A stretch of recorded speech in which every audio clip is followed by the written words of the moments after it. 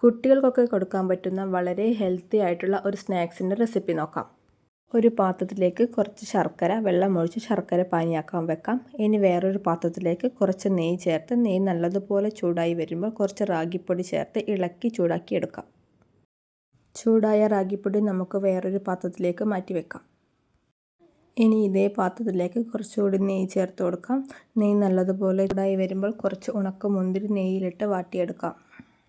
വാട്ടിയെടുത്ത ഉണക്കമുന്തിരി നേരത്തെ മാറ്റിവെച്ച റാഗിപ്പൊടിയിലോട്ട് ചേർത്ത് കൊടുക്കാം. ഇനി ബാക്കി വന്ന നെയ്യിലോട്ട് കുറച്ച് നിലക്കടല, കുറച്ച് ബദാം ഒക്കെ ചേർത്ത് നല്ലതുപോലെ ചൂടാക്കി എടുക്കാവുന്നതാണ്. ഇതിൽ വേറെയും നിങ്ങൾക്ക് ഇഷ്ടമുള്ള നട്ട്സൊക്കെ ചേർക്കാവുന്നതാണ്. നല്ലതുപോലെ ചൂടായതിനു ശേഷം നമുക്ക് സ്റ്റൗ ഓഫ് ചെയ്ത് കുറച്ച് സമയം ചൂടാറാൻ വെക്കാം. ഈ സമയം കൊണ്ട് നമ്മുടെ ശർക്കര പാനി ഇവിടെ റെഡി ആയിട്ടുണ്ട്. ഇനി നമുക്കൊരു മിക്സിയുടെ ജാറിലോട്ട് കുറച്ച് തേങ്ങയും നേരത്തെ നെയ്യിലിട്ട് വാട്ടിയെടുത്ത നട്ട്സും കൂടി നല്ലതുപോലെ പൊടിച്ചെടുക്കാം. ഇനി നമുക്കിത് നേരത്തെ മാറ്റിവെച്ച റാഗിപ്പൊടിയിലോട്ട് ചേർത്ത് നല്ലതുപോലെ ഇളക്കി യോജിപ്പിച്ച് കൊടുക്കാം. ഇതിലോട്ടിനി ശർക്കര പാനി അരിച്ചൊഴിച്ച് കൊടുക്കാം. ശേഷം നമുക്കിത് നല്ലതുപോലെ ഇളക്കി യോജിപ്പിച്ച് കുറച്ച് സമയം ചൂടാറാൻ വെക്കാം.